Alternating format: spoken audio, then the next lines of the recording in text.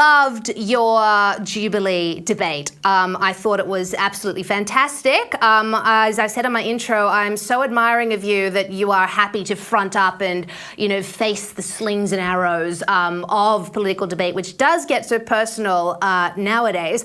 And you raised a really interesting point during the debate that the so-called, conservative lesbians on the panel, which included yourself, would actually count as old school liberals. And as you put it, New Age conservatives are the old school liberals and moderates. And if leftists can change the definition of woman, well, why can't we change what conservatism means? Can you elaborate on that for us?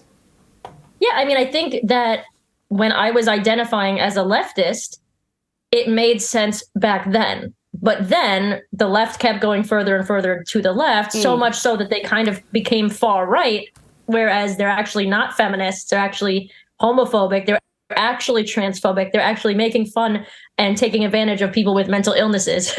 Yeah. So they kept moving further and further left. I kind of stood where I was, and my friend Colin, I don't know if you follow him, but his did you ever see his little animation, his little drawing of the person going further, the group going further and further to the left? Oh, and then the guy that stayed in the middle is kind of like, what's going on? And then he winds up on the far, like not on the far right, but he winds up on the right, and the conservatives are laughing at him like, haha, look at all the people on the left, and now you're considered a Nazi because you're with us. Yeah. But that's kind of really the truth of what happens. It's like they keep going further and further left.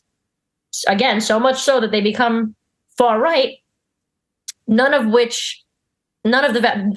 values that I actually believe in, none of the morals. And they redefined the word liberal to really mean leftist.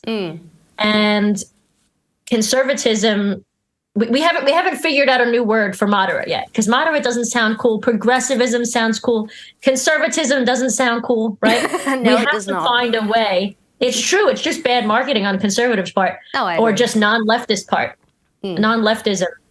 We need to figure out a way for people to understand that you don't have to fully agree with the right to be against the left, which is kind of where you and I are at, I feel like. Yeah, you and I have a lot of very similar opinions. I went through my misguided feminist stage for about, a year or so there, a few years back. We're all allowed to be wrong once or twice in our lives. I've always been fiscally conservative, for instance, and that was actually a point that Becky raised on the panel. I really liked Becky. She said of the leftist lesbians who, when they were talking, were saying, they were talking all about, we don't understand how you can be a conservative and a lesbian. And Becky's Becky was like, well, listen, how I identify my sexual orientation, how I feel, doesn't necessarily come into play when it comes to, how I think the government should spend my tax dollars, if I think the border should be open, if I think kids should be transing themselves. And it sounds like a common sense thing, but people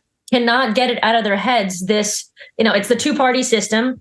Democrats, Republicans, conservative, liberal, progressive, whatever you want to call it, straight, gay, black, white, it's become very, pun intended, black and white in this case. And the leftists cannot understand how somebody that's one of those black and white things can have differing views. Yeah. As another person that's a black and white thing.